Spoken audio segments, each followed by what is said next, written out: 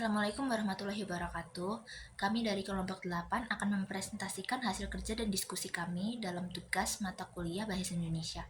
Sebelumnya izinkan saya memperkenalkan anggota kelompok kami.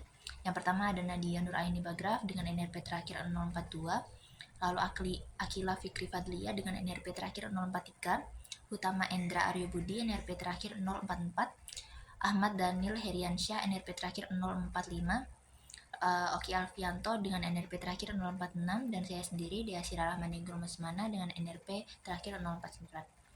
Baik, untuk pertama dalam tugas ini saya akan membahas tentang memulai sebuah karya tulis ilmiah atau menulis ilmiah itu perlu untuk mencari dan juga menemukan sebuah referensi yang kredibel. Mengapa demikian? Karena dalam membuat sebuah karya tulis ilmiah atau membuat tulisan ilmiah itu perlu didasari oleh dasar-dasar dan juga pernyataan dan juga informasi dan juga hasil dari penelitian yang didasari dengan dasar yang kuat atau bisa dibuktikan. Nah, maka dari itu kita memerlukan referensi yang bisa menjadi validitas informasi yang nantinya juga bisa mendukung pernyataan-pernyataan dan argumen yang disajikan di dalam karya tulis ilmiah tersebut. Nah, selain menjadi bentuk dalam validitas informasi ataupun sebagai pendukung ataupun bukti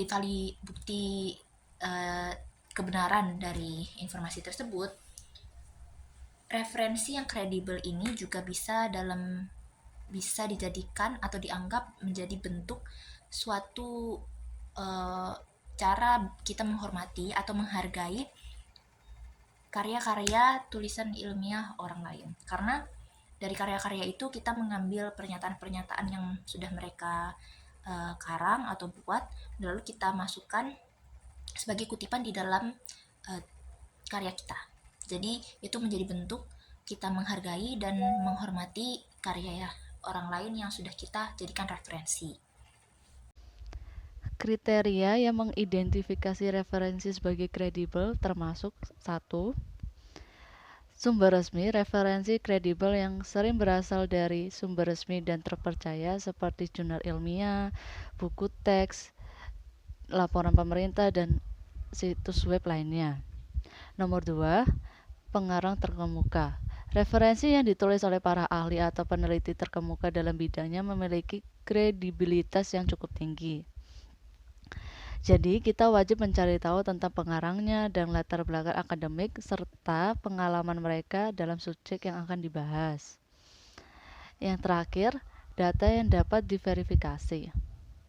Referensi yang menyediakan data yang dapat diverifikasi seperti statistik, penelitian empiris, atau bukti konkret lainnya lebih kredibel daripada klaim tanpa bukti empiris. Berikut adalah langkah-langkah praktis untuk menelusuri referensi kredibel dengan mendelay. Pertama, menambahkan referensi yang akan digunakan ke dalam web atau aplikasi mendelay. Kedua, melakukan anotasi referensi agar mengetahui mengapa referensi tersebut kredibel atau relevan dengan penelitian. Dan yang terakhir, melakukan pemeriksaan reputasi referensi agar memberi gambaran kepada kita tentang seberapa kredibel referensi tersebut dalam komunitas ilmiah. Lalu selanjutnya adalah menulis ilmiah itu wajib diawali dengan kegiatan membaca referensi yang sudah ditentukan. Nah, sebenarnya membaca itu termasuk kegiatan yang sulit atau mudah. Nah, sebenarnya untuk menjawab pernyataan ini itu bisa dihasilkan jawaban yang bervariasi. Mengapa demikian? Karena dari faktor-faktor yang ada dan juga individu-individu yang berbeda itu mengakibatkan jawaban dari pernyataan ini atau pertanyaan ini itu menjadi bervariasi ataupun berbeda-beda tergantung dari individu dan juga faktor-faktor yang ada. Nah, kita ambil salah satu contoh atau beberapa contoh faktor-faktor yang mendasari variasi jawaban dari pertanyaan ini. Yang pertama adalah tingkat pemahaman seseorang. Nah, kenapa tingkat pemahaman seseorang ini menjadi salah satu faktor kita bisa menganggap membaca itu merupakan kegiatan yang sulit ataupun mudah? Karena dari tingkat pemahaman seseorang, itu seseorang bisa memahami suatu informasi yang mereka tangkap berdasarkan dari tingkat pemahaman mereka. Seperti contoh, bila tingkat pemahaman seseorang itu tinggi, maka mereka akan lebih mudah menangkap informasi atau memahami informasi-informasi baru yang mereka terima. Informasi yang mereka terima ini ya dari informasi yang mereka baca, bisa dari referensi, jurnal, ataupun hal-hal lain yang serupa.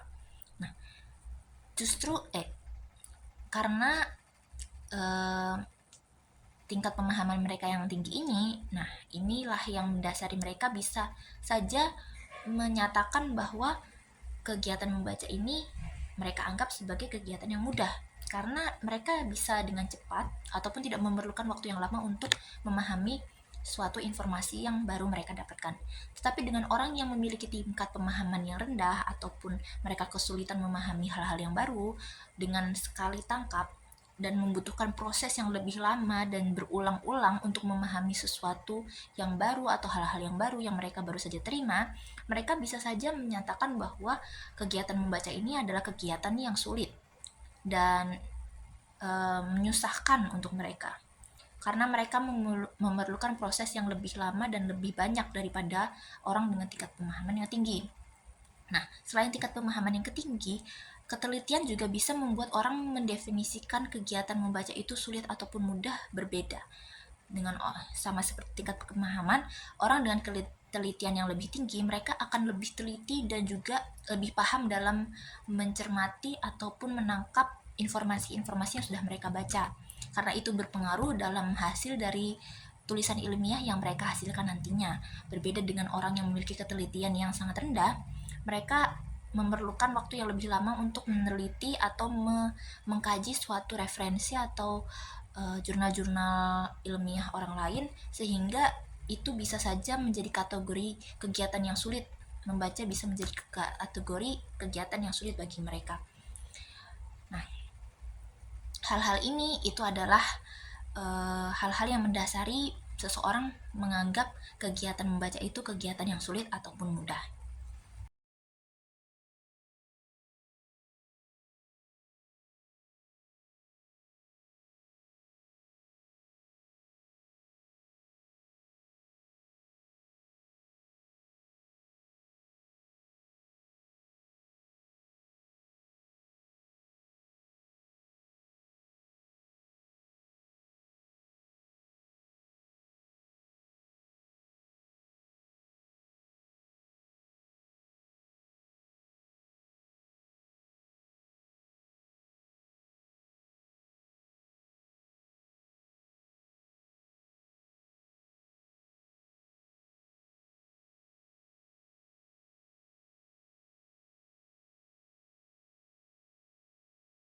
Di sini saya akan menjawab bagaimana caranya agar kita bisa mengpersepsi atau menginternalisasi bahwa membaca atau bacaan sebagai kebutuhan pokok sama seperti makan dan minum.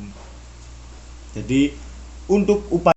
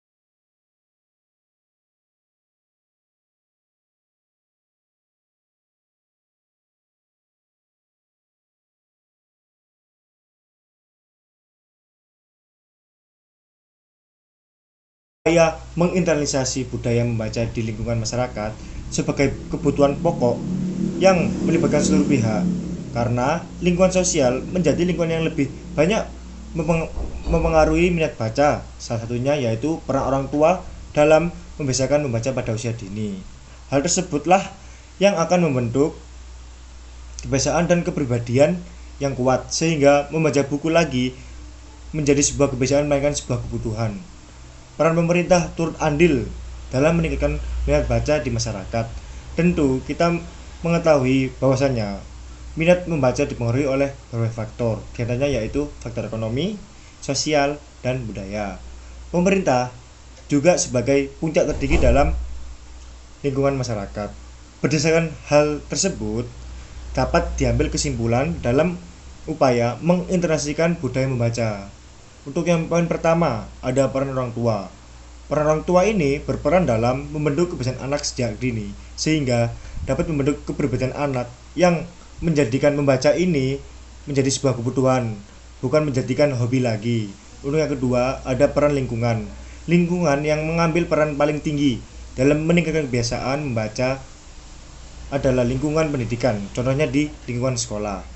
Hal ini diharapkan dapat membentuk kebiasaan siswa dalam minat baca. Untuk yang poin ketiga, peran pemerintah. Seperti yang saya jelaskan tadi, pemerintah sebagai puncak tertinggi yang mengatur kehidupan bermasyarakat tentu tidak luput dalam mengupayakan peningkatan budaya membaca. Upaya yang dapat dilakukan pemerintah yaitu untuk yang pertama, memberikan penghargaan terhadap ilmuwan atau penulis sehingga mereka merasa dapat apresiasi. Untuk yang poin kedua, memperjualbelikan buku dengan harga terjangkau sehingga dapat dibeli oleh hampir seluruh masyarakat. Untuk yang poin ketiga, memperbaiki fasilitas membaca seperti perpustakaan. Untuk yang poin terakhir, menciptakan budaya sukses di masyarakat dengan memberikan standar atau syarat dalam suatu hal, sehingga mau tidak mau masyarakat akan meningkatkan budaya membaca. Sekian dari saya, terima kasih. Oke, di sini saya akan menyampaikan bagaimana cara untuk mengelola referensi, menulis kutipan, dan membuat daftar pustaka di dalam Microsoft Word menggunakan aplikasi Mendeley. Oke, langsung saja ke langkah-langkahnya. Yang pertama, kita buka Google, lalu kita cari referensi yang kita inginkan. Kita membuka Google Scholar, lalu kita ketik referensi yang kita inginkan. Contohnya, etika akademik. Oke, di sini akan muncul referensi-referensi yang kita cari. Oke, kita klik referensi yang diinginkan, kemudian kita download. Oke, kita download. Setelah itu kita ke aplikasi Mendeley. Nah, seperti ini tampilan aplikasi Mendeley. Setelah itu kita ke Add New. Klik Add New. Pilih Files from Computer. Oke. Kemudian kita pilih file referensi kita open. Nah, kita tunggu sebentar. Oke, sudah muncul ya.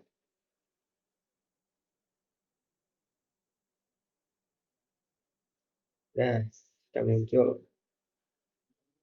Ini, kemudian kita klik. Sini akan menampilkan informasi tentang artikel yang kita pilih. Sekian. Assalamualaikum warahmatullahi wabarakatuh.